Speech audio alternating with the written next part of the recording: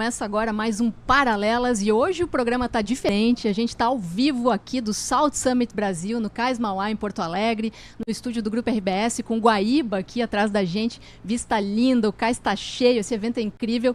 E antes de apresentar o nosso convidado, que é especialíssimo, deixa eu falar para vocês aqui dos nossos parceiros, que são importantíssimos, que ajudam a viabilizar a nossa presença aqui no cais. Sindicato dos Engenheiros do Rio Grande do Sul, a engenharia está em tudo, o engenheiro em cada conquista. A PUC-RS no South Summit, conecte-se ao nosso ecossistema de inovação para soluções em negócios. Também o CREA-RS, contrate um profissional legalmente habilitado, nossa gestão, nosso propósito. E o BRDE, parceiro das histórias que transformam vidas. Esse programa tem na equipe técnica o Guilherme Góes, o Rafael Manito, a Rafa Knevitz e o Tainan Schroeder.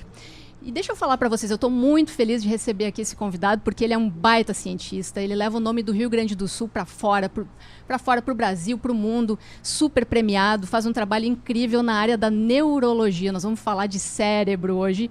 Eu estou muito feliz de receber aqui o Dr. Jaderson Costa da Costa, que é diretor do Instituto do Cérebro da PUC, pesquisador de mão cheia, trabalha com uso de células-tronco em doenças neurológicas, é um craque da ciência. Muito obrigado por estar aqui com a gente. O doutor que veio correndo no sol, estava apresentando agora a palestra dele aqui no South Summit. Seja muito bem-vindo, viu? Eu que agradeço, Ju, que maravilha estar aqui contigo e poder, eu digo assim, fazer um bate-papo informal e falar sobre aquilo que a gente mais gosta, né? Porque é a nossa essência, o cérebro humano, né? Eu vou fazer só um reparo, nós temos conflito de interesse. Porque falar do cérebro com o seu cérebro é um conflito de interesse, né? É incrível, né? E é uma máquina... É uma máquina fantástica que... evidentemente que tem servido para essas bases tecnológicas novas que buscam imitar o funcionamento do cérebro. É que a gente está vivendo hoje com a inteligência artificial, por exemplo, né? E por que o senhor decidiu estudar neurologia, doutor? Por que ir para essa área? Pois é interessante. Talvez não fosse... A gente às vezes não sabe como é que saem as vocações, os interesses, né? Mas... eu acho que foi por um quadro que eu via na neuroanatomia, era um quadro francês na época. Lembrar que as escolas médicas tinham uma forte influência no século passado, influência francesa, era um francês, era um quadro enorme na sala de neuroanatomia, em que cada área do cérebro desenhada tinha uma função, era quase uma frenologia de Gall dentro de um cérebro. E aquilo me intrigou, como é que um órgão tão especial vai ter pontinhos dedicados a cada coisa. Isso não deve estar bem certo. Eu acho que talvez dessa minha curiosidade levou a me interessar pelo cérebro humano. E já são 50 anos de docência, de pesquisa também, né? Exatamente. Na realidade, eu comecei no segundo ano da Escola de Medicina, portanto, foi em 1968, 67, que eu comecei a trabalhar em pesquisa, entende? E já na área de neuro, entende? E então vocês veem que tem uma longa trajetória. E isso me deu essa intimidade com o cérebro. Com o cérebro. Eu trato ela dessa forma, né? E o Instituto do Cérebro, eu lembro que eu tive lá algum tempo atrás, quando o Instituto fez 10 anos, eu fiz uma reportagem lá para minha coluna. Eu achei incrível o trabalho que é desenvolvido lá, porque o Instituto do Cérebro virou uma referência no Brasil, né? O senhor quer falar um pouquinho sobre o trabalho lá? Maravilha. O Instituto do Cérebro foi, assim, como é que surge o Instituto do Cérebro? Ele surge pela necessidade de você reunir vários saberes. Ele não é um instituto de neuro. Você imagina se fosse um instituto de neurologia, ele já daria o seu destino. Aqui é para neurologistas. Mas o que se pensava é reunir os vários saberes. Eu ter filósofos, matemáticos, físicos, químicos, biólogos, né? E neurologistas também. Tem tudo isso lá? Tudo isso. Nossa, que interessante. E mais, nós temos o primeiro grupo que se formou foi de neurofilosofia. Temos filósofos. Ou seja, entender a ciência, que ela só pode evoluir para compreender um órgão tão complexo, porque nós não somos engenheiros, jornalistas, neurologistas, nós somos ser humano, uma composição. Perfeito. E eu preciso de vários saberes para entender. Porque se eu for com o olhar, a minha lupa de neurologista, já tem conflitos aí. Eu não vou conseguir ver o todo. Mas uma vez que eu tenho a lupa do filósofo, a lupa do físico, do químico, do jornalista, do cientista social, eu começo a entender um pouco mais desse cérebro. Então, o cérebro ele tem essas multitarefas, né? E essa compreensão desse sistema. Vamos imaginar a espiritualidade, ela está no cérebro, no nosso cérebro, né? A espiritualidade, tivemos um grupo de neuroteologia. Não é para discutir religião, mas é para entender talvez a função mais elevada do cérebro humano, que é a transcendentalidade, né? Que é a vida espiritual, independente de conotações ou não religiosas, ok? Então, a empatia, o acolhimento. Então, essas são funções que eu tenho que buscar a compreensão na filosofia, na teologia, na psicologia, e que elas não são limitadas a uma máquina que se movimenta com as suas engrenagens, ok? Claro, é muito mais amplo, né? É muito mais complexo. Mais amplo. E ainda mais nesse mundo que a gente vive, né, doutor? Eu tenho escrito muito e pensado sobre isso. A gente tem terceirizado a memória, né?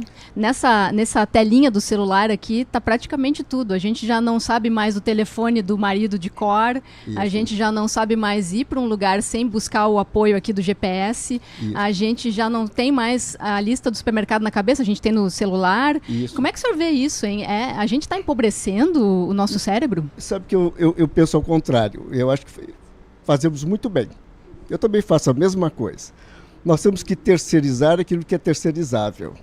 Nós não podemos terceirizar a nossa humanidade, a nossa empatia, o nosso acolhimento, a nossa criatividade, a nossa capacidade de embates, de luta, de busca de soluções. Isso não podemos terceirizar. Nós morremos. Agora, terceirizar a agenda, olha aqui, eu tive que decorar tabuada, eu tive que aprender regra de raiz quadrada, raiz cúbica, eu não usava calculadora, porque não tinha calculadora. Quando surgiu a régua de cálculo, era proibido usar a régua de cálculo durante as provas. Ou seja, hoje seria insano fazer os cálculos matemáticos sem utilizar a computação para isso. E tem computadores que não conseguem fazer cálculos, a não ser supercomputadores. Claro. Então, assim, não precisamos ocupar a mente com tarefas que eu posso terceirizar. Mas, para mais, eu vou promover para outro estágio. Agora, a única coisa é, tu já perdeu o teu celular, eu já perdi. E, gente, a vida para. Porque tá tudo aqui dentro, né? Você fica nu. E aí tu não lembra o telefone do amigo, de não sei quem, da mãe, do pai, tá tudo dentro do celular. Isso aqui é um pequeno cérebro, uma extensão do nosso cérebro, na verdade, porque quando para de funcionar é um problema, né? É verdade, é uma extensão. Hoje é uma meta-memória, entende? Nós temos uma memória hoje que é uma memória social. Ou seja, a nossa memória tem uma memória, evidentemente, interna, que nós conhecemos bem, mas tem uma memória externa, essa do celular, por exemplo. Mas existe a memória das nossas redes de relações, que é a memória que perpetua alguns fatos e te lembra de alguns fatos. Então, nós estamos constantemente interagindo com uma memória externa, utilizando a nossa memória interna, né?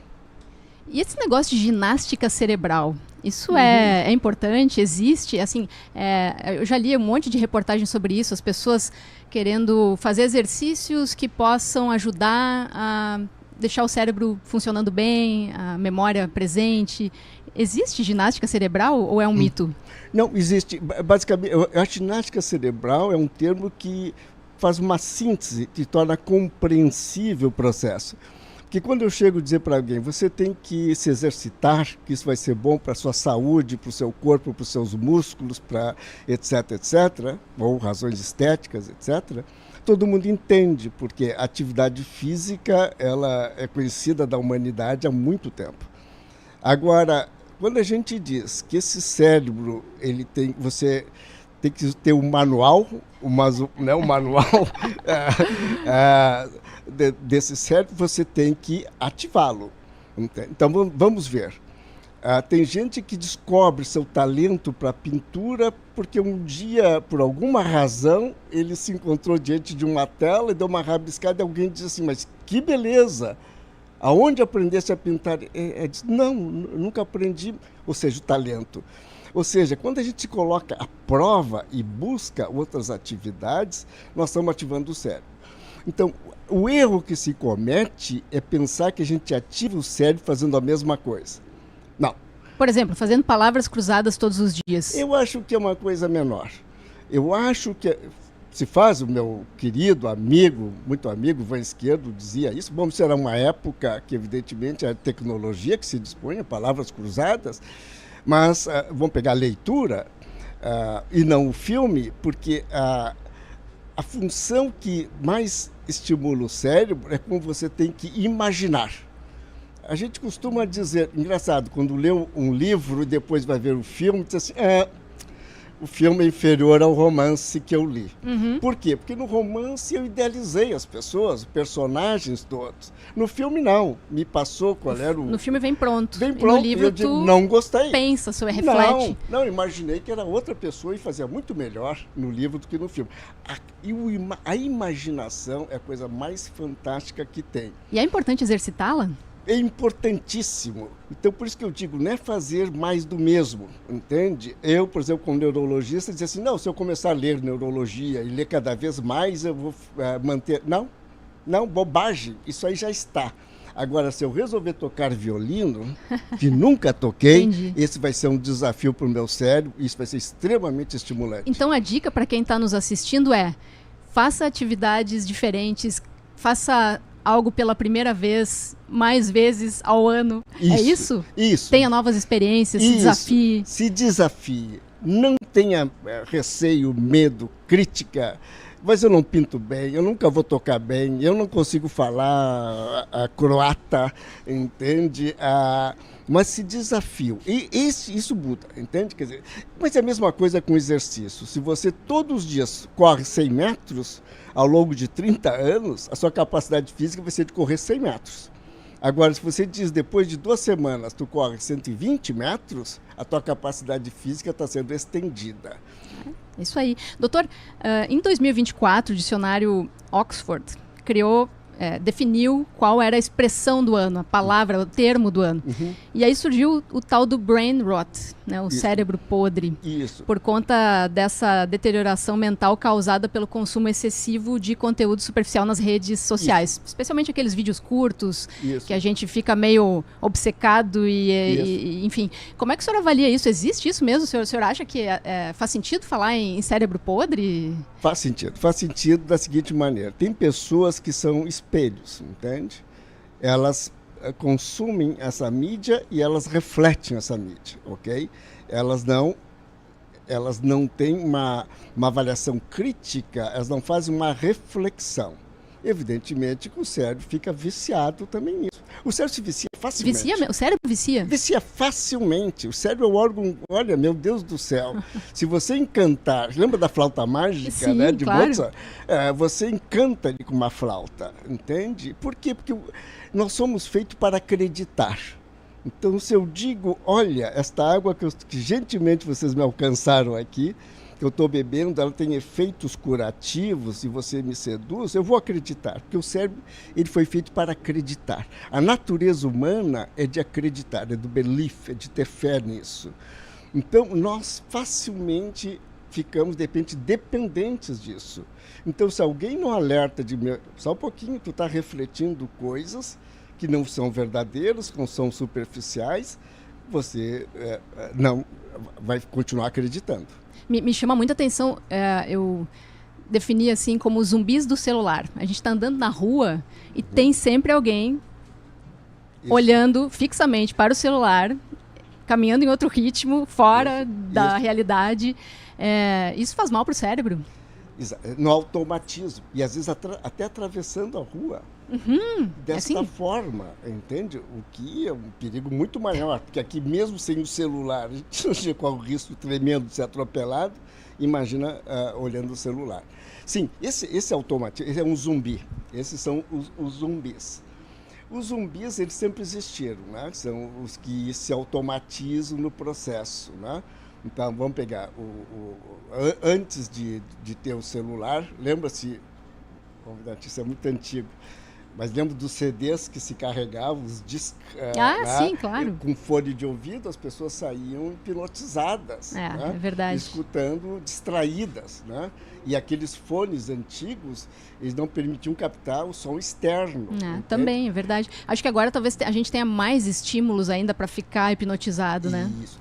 Não, é que essas tecnologias descobriram a maneira de nos seduzir mais. Porque, lembre-se assim, quem foi do tempo da vitrola vibrou quando surgiram os toca-discos e os discos, porque o som era muito melhor.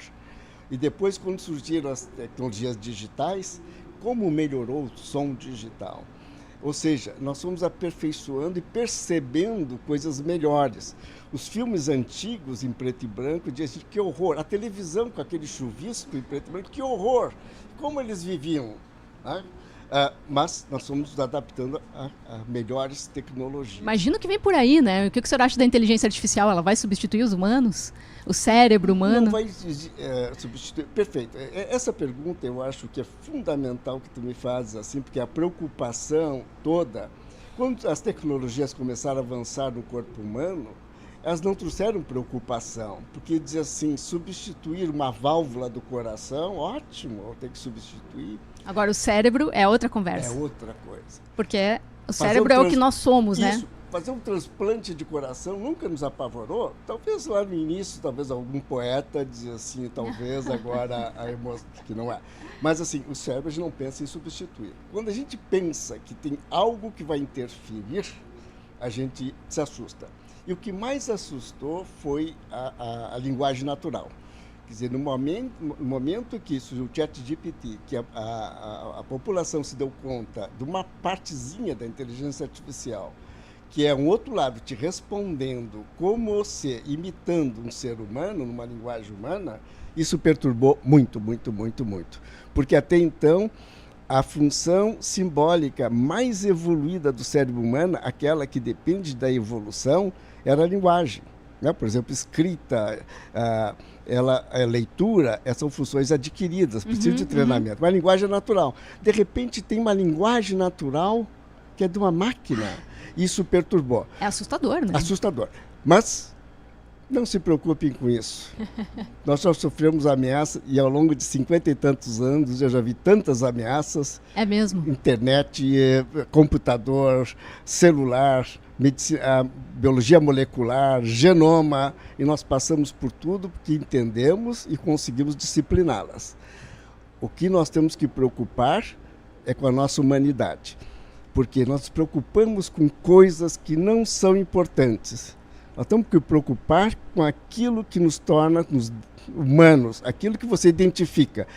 Uma vez, aqui a questão das emoções. Mas as máquinas podem também emitir. Sim, pode, como há muitos anos atrás me impressionou uma atriz, quando perguntaram para ela como é que ela chorava, entende? Determinadas cenas, emoções, e ela disse que ela usava uma cebola para chorar.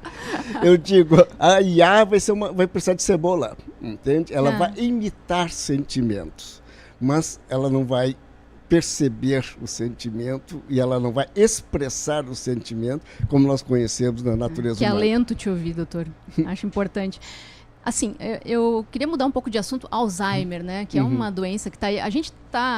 Nós todos estamos vivendo mais, né? A população está envelhecendo mais. E essas doenças neurodegenerativas estão assombrando todo mundo, né? Isso. E não é só quem já passou dos 40, dos 50, o pessoal mais jovem já está preocupado com isso. O senhor quer falar um pouquinho sobre o estado da arte hoje? Como é que está a ciência hoje em relação ao Alzheimer? Ainda não tem cura, mas a gente está avançando em diagnósticos. Isso.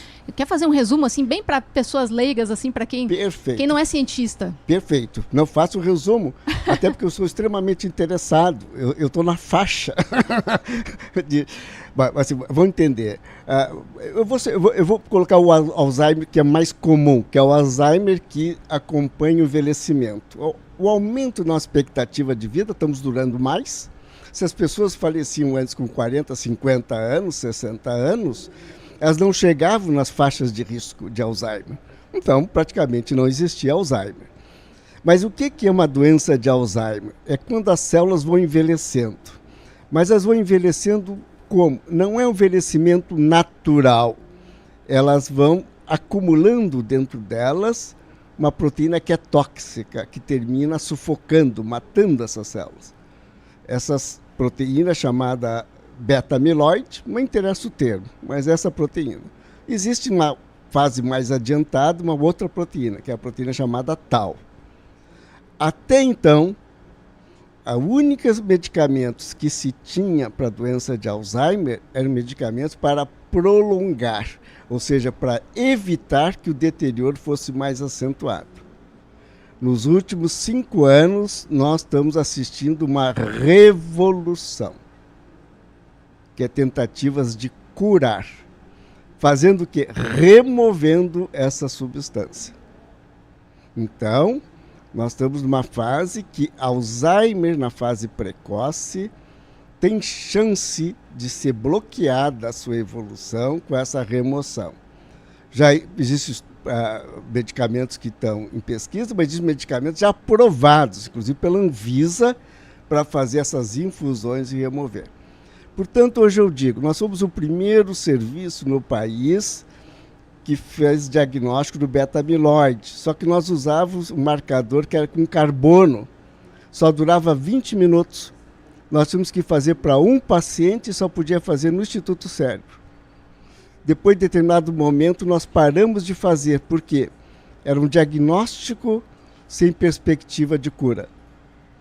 Hoje nós fazemos diagnóstico com um produto com flúor, que pode ser encaminhado para outros serviços, e nós encaminhamos para São Paulo e Rio, que faz o diagnóstico, mas você tem perspectiva de cura. São 2 momentos diferentes. Então, hoje não pode se negligenciar o diagnóstico de Alzheimer na fase precoce, porque tem já condições de ser tratado. Que incrível isso. E como é que faz? Quem está nos assistindo e gostaria de saber se tem propensão a ter Alzheimer ou não, isso já é atingível, assim, por exemplo, alguém que está nos assistindo e que pensa, eu gostaria de fazer esse exame, isso é viável? A primeira coisa, viu, porque quando a gente fala em Alzheimer, fala em problemas de memória e tal, existe uma série de questões de memória, são normais da idade, né, principalmente as chamadas disnomias, né? Pessoas com mais de 50, 55 anos estão conversando, vão citar um ator de um determinado filme. Esquece o nome. E aí começa aquele do guess, né? Todo mundo, o outro dá um palpite, não é esse. Bom, aí até que se encontra, alguém vai no Google. Tem o esquecimento natural, né? Natural. Mas isso, tem né? aquele que é patológico, a gente não quer. Eu digo, a primeira medida é checar, não ficar na dúvida. Consulte o neurologista ou o geriatra, faça uma avaliação e ele pode lhe tranquilizar, sim ou não. Se ficar na dúvida, siga a investigação. Perfeito. Doutor, nós temos 3 minutos ainda. O senhor quer encerrar dando algumas dicas para quem está nos assistindo de como é que cuidar do cérebro? Isso. Porque a gente fala no corpo, né? A gente fala em fazer esporte, enfim, mas a gente não fala de como é que a gente cuida do cérebro, né? Perfeito. Se tem um alimento que é mais indicado, se tem... O que dá para fazer para ter um cérebro saudável? Perfeito. Assim, a primeira coisa, esse cérebro não está isolado, né? Como nós falamos nessas múltiplas funções, múltiplas tarefas, a primeira coisa é atividade social, ok? Então, a minha atividade social, vou dar um exemplo, é conviver com jovens, lá no Instituto Cérebro. A reunião que mais prazer me dá é uma reunião que tem nas segundas-feiras, onde eu convivo com aquela vou chamar de gurizada, né? É um termo bem nosso, não diminuindo eles, mas por ter essa juventude, essa inquietude e que me estimula meu cérebro. Então, atividade social. Isso é fundamental. A segunda é o mexa-se. Quando se fala atividade física, eu tenho que correr, blá, blá, você pode fazer, você pode ser um super atleta com 100 anos, mas não é isso que eu estou falando, é o mexa-se. Ou seja, não fique sentado. Suba a escada, caminhe, ok? Ou seja, mantenha-se ativo, ok?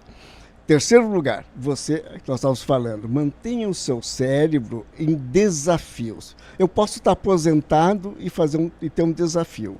Agora, se eu estou aposentado, vou para frente da televisão e fico simplesmente zapeando, eu estou pedindo para me complicar, né? O resto são os cuidados de vida, como eu digo. Pressão arterial, diabetes, obesidade, ou seja, são aquilo que a gente faz não para o cérebro, vai fazer para o cérebro, para o coração, para o seu corpo, porque você gosta de si, né? A primeira coisa, você tem que se gostar. Perfeito. Começa por aí, né? Começa por aí. Se gostar, se cuidar. Isso. Isso lhe estimula. Se você não tem gosto por si, você está desanimado, aliás, que depressão é uma das coisas bastante prevalente no nosso meio, você desiste, né? E aí a vida fica cinzenta, né? Você só vê em preto e branco e cinza e você perde essa vontade de se desafiar. Se desafie. Perfeito. Doutor, muito obrigado. Foi um prazer receber o senhor aqui. Eu queria falar muito mais coisas, eu tinha muito mais perguntas. Acho que eu vou fazer um paralelas O Retorno, vou te convidar para ir lá no meu estúdio, lá na RBS, para a gente conversar um pouquinho mais, porque tem tanta coisa, né? Esse assunto é tão interessante. Não, é apaixonante. Eu sou um apaixonado pelo cérebro. E como é que foi? Bom, o Salt Summit é um espaço excelente para o cérebro, né? É um espaço excelente para o cérebro e eu digo... Troca de ideias. Isso, espaço excelente para os jovens conviver e entender esse processo. Tá bom. Muito obrigado, tá? Obrigado, Ju. E até a próxima. Beijo para vocês.